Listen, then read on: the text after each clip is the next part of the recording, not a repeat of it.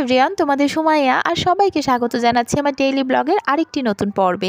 আশা করছি সবাই ভালো আছো। একটু আগে বৃষ্টি হয়েছিল, তারপরে আবার রোদ উঠেছে। আলো ঝলমলে সুন্দর একটা সকালে ব্রেকফাস্ট সাজিয়ে বসে গেছি। সবার হয়ে গেছে, আমি এখন ব্রেকফাস্ট করে অফিসের জন্য বেরিয়ে যাচ্ছি। আর অফিসে গিয়ে অফিসের জানালা দিয়ে তোমাদের সাথে বর্তমান বাংলাদেশটা একটু শেয়ার করে নিলাম। কিছুদিন আগেও এখান দিয়ে যানবাহন চলাচল করতো, ব্যস্ত সড়ক, এখন মানুষের পদচারণায় মুখরিত। এরকম তো চলছে গত দিন 20 হয়েই গেল বোধহয়। এখন কবে নাগাদ এগুলো সব স্বাভাবিক অবস্থায় যাবে এটা তো উপরওয়ালাই ভালো জানে। আমি একদম সকালে অফিসে চলে যাই 7টা সাড়ে 7টার দিকে, আর 10টা বাজতে বাজতে চলে আসি, কারণ অফিসে কোনো কাজ করা সম্ভব হয় না, বিভিন্ন কারণে আর কি সম্ভব হচ্ছে না। তাই বাসায় চলে আসি, আর আসার পরে 10টা 11টার পরে রান্নাটা চাপিয়ে দিই। তো সকাল থেকে 10টা 11টা পর্যন্ত আমার বাবু বাসায় একাই থাকে এই 2-3 ঘন্টা। এরপরে তো আমি চলেই আসি। ওর বাবা কখনো থাকে, কখনো তার কাজ পড়লে সেও বেরিয়ে যায়। যদিও আমরা বাইরে গিয়ে এখন বেশি সময় কাজ করতে পারি না, হয়তো যেটুকু সময় লাগে কাজ করতে, কখনো 20 মিনিট, কখনো 1 ঘন্টা, কখনো 2 ঘন্টা, এর মধ্যে কাজটা সেরে বাসায় ফিরে আসি। অযথা বাইরে আর কোনো সময় নষ্ট করার অপশন তো নেই, আর বাচ্চাদেরকে নিয়ে বাইরে বের হওয়ার তো কোনো প্রশ্নই ওঠে না।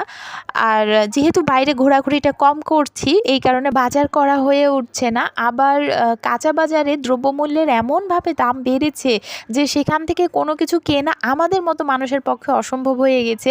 যাদের আয় আরেকটু হয়তো কম হতো, তারা কি করে জীবনযাপন করছে আমি ঠিক সেটা মানে কল্পনাই করতে পারছি না। এরপরে আসো যে আমাদের যে আরও কিছু আনুষঙ্গিক জিনিস দরকার হতে পারে, কসমেটিক্স বলো, জামা কাপড় বা অন্য কিছু, সে বাজারগুলো খুলছেই না। একটা মাস প্রায় হয়ে গেল, বাজারগুলো প্রায় বন্ধ। তাহলে এই পরিস্থিতিতে আমাদের চলাফেরা করা বা জীবন ধারণ করা কতটা কষ্টকর হয়ে গেছে বুঝতে পারছো। আর সবচেয়ে বেশি বড় কথা হচ্ছে যে জমিয়ে রাখা টাকা তো আর তুলে তুলে বেশি সময় খরচ করে চলা যাবে না, টিকে থাকা যাবে না। আমাদের কিছু তো কাজ করতে হবে, আর আমরা সেই কাজগুলো করার স্বাধীনতাটাই বা কোথায় পাচ্ছি বলো। এরপর তো নেটওয়ার্ক বন্ধ করার কারণেও আমরা অনেক পিছিয়ে গেছি। বিদেশি যে কোম্পানিগুলোর সাথে আমাদের বিভিন্ন রকম চুক্তি ছিল, সেগুলো বাতিল হয়ে গেছে। ইমেল লেনদেন করতে পারিনি, অনেক সমস্যায় ভুগেছি। ফ্রিল্যান্সিংয়ের কাজগুলো ক্ষতিগ্রস্ত হয়েছে। এইভাবেই আমাদের দিনগুলো কিন্তু এখন যাচ্ছে।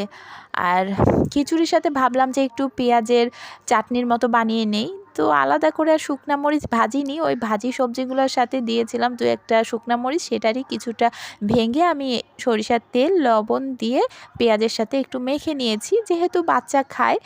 আর কাঁচা পেঁয়াজের বেশ একটা গুণ রয়েছে, এগুলো ঠান্ডা লাগা আর অসুখ বিসুখ অনেকটাই কমায়।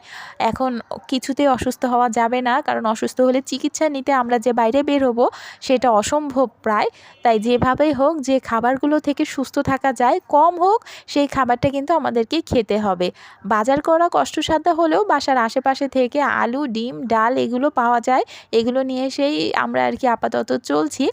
যতক্ষণ পর্যন্ত সব কিছু ঠিক না হয়, পরিপূর্ণ নিরাপত্তার ব্যবস্থা না হয়, ততক্ষণ পর্যন্ত হাইওয়েতে বা বড় বাজারগুলোতে যাব না বলেই আর কি ঠিক করে রেখেছি।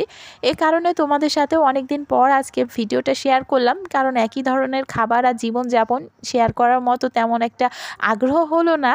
তারপরে আবার মানসিক অবস্থাটাও খুবই খারাপ আসলে। বাসায় যেহেতু সবসময় থাকি না, মাঝে মধ্যে কাজে যেহেতু বেরোতে হয়, তাই চোখের সামনে অনেক অনাকাঙ্ক্ষিত ঘটনাই দেখতে হচ্ছে। সেগুলো দেখার পরে বাসায় এসে খাওয়া দাওয়া, রান্না করা, স্বাভাবিক জীবনযাপন করার রুচিটা একেবারেই থাকছে না।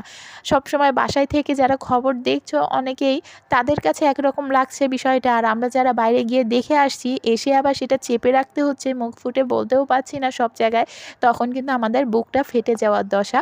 এমন মানসিক অবস্থা নিয়ে কিছুতেই ভালো থাকা যায় না। তারপরও আজ অনেক দিন পর বন্ধুদের কথা ভেবে চলে আসলাম। আজ দুপুর থেকে আবার নেটওয়ার্ক প্রচণ্ড স্লো, আর মোবাইলের কিন্তু সম্পূর্ণ নেটওয়ার্ক বন্ধ।